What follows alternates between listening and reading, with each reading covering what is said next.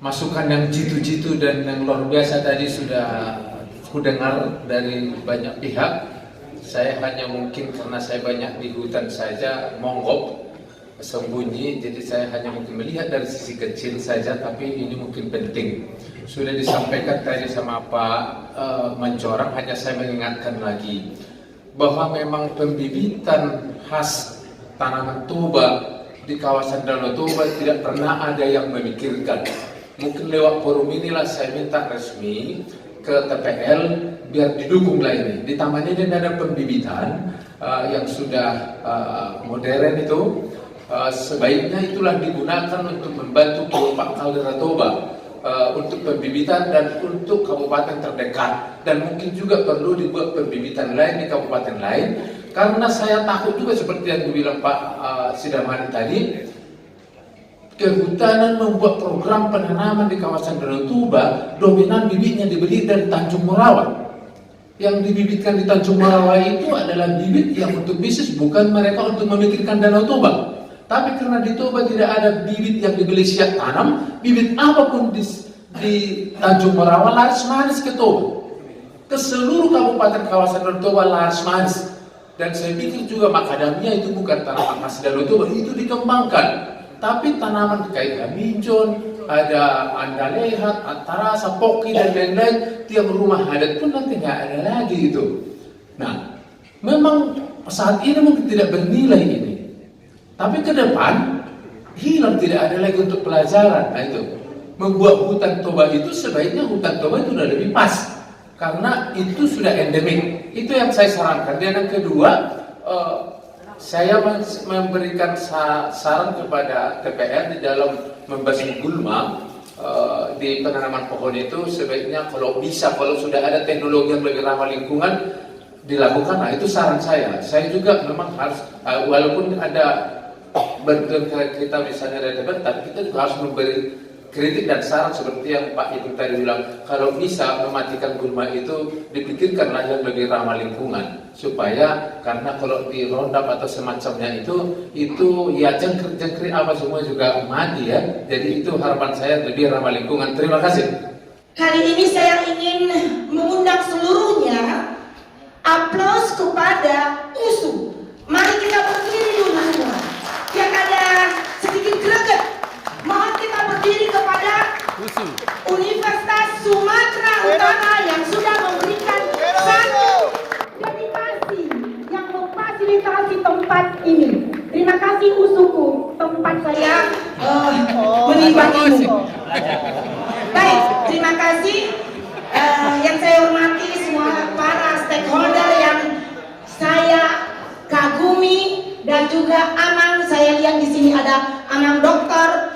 Simon Sidabuke, Dr. Wilmar Simanjorang, Dr. Sarmedi Purba, dan juga Pak Ipung sebagai komisaris utama. Pak Ipung, terima kasih sudah diundang saya untuk hadir di sini. Yang ingin saya berikan satu kepada Dinas Kehutanan. Oke, perkenalkan nama saya Kandidat Dr. Murniati Tobing, MSI, dan sekarang Fakultas Ekonomi dan Bisnis Universitas Sumatera Utara. Tinggal sidang nama menyusul Pak Dr. Sidabuke. Nah, yang ingin saya berikan satu kepada Dinas Kehutanan, bila berkenan hutan yang ada di dekat kawasan Danau Toba, tolong dicatat, dibuat itu menjadi hutan wisata. Unang Marsa Buretan tidak bisa dilalui orang untuk apapun, karena teman-teman kita yang dari Eropa, saya sering membawa ke kawasan Danau Toba, ingin melihat hutan. Hutan apa sih yang ada, hutan di endemik di kawasan Danau Toba? Itu tidak dapat. Itu satu. Yang kedua, terima kasih untuk perjuangan ULUS. Dari serat-serat kayu yang ada di Tanah Batak di kawasan Danau Toba sudah terjadi sekarang benang. Benang ini adalah benang viskus yang sekarang sedang saya bina kepada 8 kabupaten di kawasan Danau Toba untuk memakai benang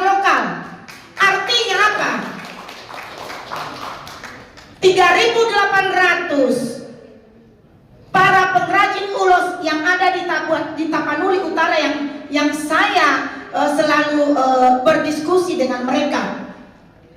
Selama ini benang itu diimpor dari India. Berapa US dollar uang kita berangkat ke India? Nah, sekarang permohonan kita di sini dan juga para pengrajin ulos tenun yang ada di kawasan Danau Toba 8 kabupaten bisa memenuhi bahan baku benang ulus. Artinya apa? Di Toba, Kabupaten Toba itu adalah ikonnya Mandar Baliki. Benang ini juga mereka susah untuk mendapat. Di Samosir, yang mayoriti mereka adalah bertenun untuk euskipis, mereka juga susah mendapat. Terima kasih untuk membuka cakrawala berpikir para stakeholder di PT Toba Park Lestari. Selama ini kita berdiskusi bagaimana caranya untuk meningkatkan ekonomi masyarakat di kawasan Danau Toba, khususnya para pengrajin ulos, para pengrajin tenun. Mohon itu ditindaklanjuti Bapak, dibuat satu pabrik benang, ya, berapa US dollar uang kita setiap bulan itu lari ke luar negeri. Mari kita mendukung ada pabrik benang di Tapanuli Utara ataupun di Kabupaten Toba. Ya, itu harapan kita. Karena apa? Tapanuli Utara itu 7.000 penenun yang saya catat sekarang. Belum dari kawasan yang lain. Artinya apa? Besar pasar untuk ulos ini, besar pasar untuk benang ini.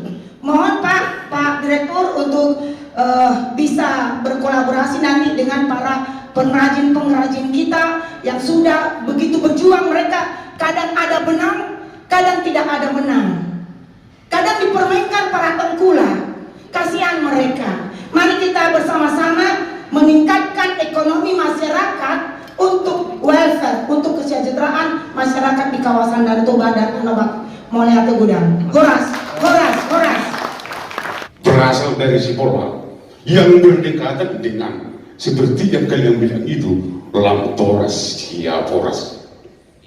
Ini perlu saya tandaskan terlebih kepada lembaga pendidikan USO supaya dipelajari seperti yang dibilang Bapak Ketua kami tadi, Bapak Jonto Budamani Ketua PPAB Simalungun. Biar dikoreksi daripada lembaga pendidikan USO, biar diluruskan siapa sebenarnya Lamtoras itu dan siapa saya berkatakan. Seperti yang dibilang Bapak Jonto tadi, Ketua PPAB tadi, tidak pernah ada marga Ambarita putra Simalungun. Maaf sebesar-besarnya saya membilangkan ini, mohon izin, tetap kami menganggap kalian sebagai adik kami. Tetapi jangan kalian langkahi kami sebagai Simadadalun yang mempunyai wilayah dan mempunyai saklar yang ada di wilayah Siaporas. Janganlah. Kalau memang kalian tidak membilangkan ini Lamtoras, tidak membilangkan lembaga adat ataupun tanah adat, kami senang mendengarkannya. Bahkan kami dukung. Tetapi janganlah melangkahi adat istiadat kami Simalungun. Tolong sebentar, karena di sini Pertuan Maujana Simalungun dengan PPAB Simalungun, Bapak Purba dan Bapak Daman, Simalungun itu adalah digelar sisa dapur. Yang pertama itu adalah dibilangkan Raja Moropa, sekarang Raja Marpito. Coba tanyakan dulu Lamtoras ini bagaimana sebenarnya historis daripada budaya Simalungun. Ini perlu saya tandaskan kepada lembaga pendidikan USO biar dipelajari siapa sebenarnya Lamtoras ini. Dan kami akan mengusir Lamtoras dari wilayah Siaporas. Tidak butuh kami dengan untuk membuat pergolakan di antara kami. Dan saya bilangkan kepada lembaga pendidikan USO, coba dulu dicari berkasnya itu dan modelnya itu di Kabupaten Simalungun? Kenapa itu Sipola begitu lama menjadi Kecamatan Siantar dan Polsek Baru? Saya kayaknya terbawa ke arus imajinasi yang lebih jauh mendengar pemaparan yang disampaikan ketika narasumber. Tetapi fakta di lapangan saat ini, kita melihat begitu banyaknya gerakan perlawanan terhadap kerusakan lingkungan, terhadap perampokan hasil hutan dan segala macam. Kayaknya kita luput ketika narasumber kayaknya luput membicarakan fakta yang terjadi pada hari ini. Secara skenario internasional, ada pertarungan modal yang sedang bermain di Indonesia. Pertarungan modal ini, pemilik modal besar akan menghabisi yang namanya pemilik modal kecil. Atau dalam konteks ini katakan DPR, kita nggak tahu. Isu yang berkeliling dan begitu kencang saat ini, apakah ada skenario besar untuk menghabisi DPR, kemudian akan masuk perusahaan besar yang akan menguasai seluruh konsesi yang dimiliki oleh DPR. Sayangnya, fakta-fakta demikian tidak pernah terpublis, tidak pernah diketahui rakyat secara utuh.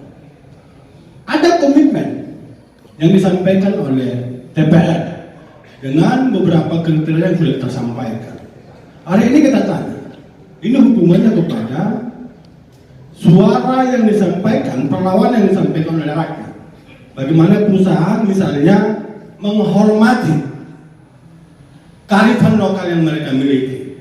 Katakan beberapa pihak mengklaim tanah adat, di sana ada artefak, di sana ada relief yang hidup. Mau nggak perusahaan ini misalnya melakukan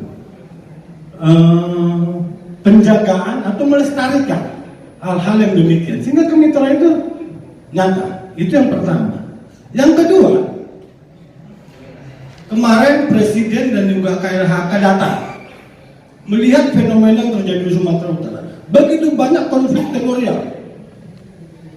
Aku nggak tahu apakah kita di sini ada yang termasuk dalam panitia untuk melakukan inventarisasi permasalahan konflik tanah.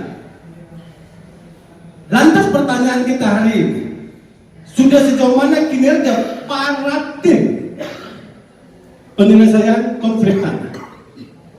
Karena memang amanat yang disampaikan saat itu agar segera diselesaikan konflik tanah. Ini nanti hubungannya kepada KLHK sebagai pihak yang paling bertanggung jawab memberikan izin atau rekomendasi pendirian sebuah perusahaan. Kenapa KLHK memberikan, katakan dalam tanda kutip, memberikan konsesi, ternyata konsesi itu bermasalah.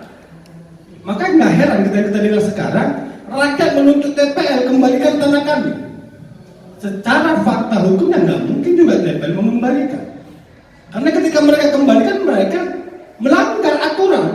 Karena yang berhak mengembalikan tanah adalah atau memberikan tanah itu kepada masyarakat adalah pemerintah. Lantas di mana KLHK selama ini? Mereka memelihara konflik. Jujur, KLHK memelihara konflik. Kenapa tidak diselesaikan? Kita sepakat kan? Oke Bang, nanti eksplorasinya Tadi TPL katakan kami siap bermitra. Masalah pengembalian tanah bukan urusan kami. Silakan lakukan perjuangan. Itu tidak disambut sama KLHK. Mereka lebih bicara tentang konsep pengelolaan hutan yang berkelanjutan, tapi masih abstrak. Faktanya merakyat di tanah sekarang. Apa tindakan yang harus dilakukan oleh KLHK? Apakah harus dilakukan pemetaan ulang dan inventarisir tanah-tanah yang bermasalah? Dan itu cepat diselesaikan. Jangan dipelihara konfliknya Pak. Supaya konsep keberlanjutan hutan itu dan perusahaan yang baik itu bisa kita jalankan. Jadi tidak sekedar pada retorika yang mengambang pada imajinasi yang di awal-awal. Kita butuh fakta dan rakyat membutuhkannya sekarang. Semakin cepat aku kira itu semakin baik. Kalau ada kemauan. Tapi kalau ingin memelihara konflik silakan. Demikian, terima kasih. Lanjut. Atas segala masukan kami telah mencatat masukan-masukan yang diberikan ke manajemen PT Toba Pelestari. Satu hal yang menarik tadi yang saya catat adalah bahwa apakah TPL, ada tadi yang menyatakan demikian ya, apakah TPL bersedia untuk menghormati situs budaya seperti itu Pak ya. PT Tuba Pak Pelestari di dalam pengelolaan lingkungannya itu ada mengakui, menghormati, ada 6 NKT. Situs budaya itu di NKT ke-6. Dan kami dari manajemen PT Tuba Pak Pelestari sangat berkomitmen untuk melakukan itu. Dan apa yang sudah saya paparkan pada hari ini itu semua adalah komitmen dari manajemen PT Tuba Pak Pelestari yang akan kita lakukan secara bersama-sama. Yang berikutnya tadi saya sudah sampaikan di dalam closing pemaparan saya bahwa TPL kapan saja kita siap untuk menerima kehadiran Bapak Ibu sekalian untuk hadir di TPL, melihat benar atau tidak TPL itu mengelolanya dengan baik. Kami kira demikian. Dan untuk masukan-masukan yang lain kami mencatat dan kami akan menindaklanjuti. Pada kesempatan ini Bapak Ignatius Purnomo selaku Komisaris Utama PT TPL, kami persilahkan untuk menyampaikan closing statement Pak. Silakan. Bapak Ibu sekalian, kalau saya boleh menyampaikan apa yang saya rasakan pada hari ini dari pagi hingga siang hari ini, terus terang saya merasa sangat bersyukur. Ada perasaan bangga di satu sisi, ada perasaan sebuah kelegaan ya, sebuah rasa relief gitu dalam hati saya sebagai bagian dari manajemen TPL bahwa kita bisa duduk sama di sini.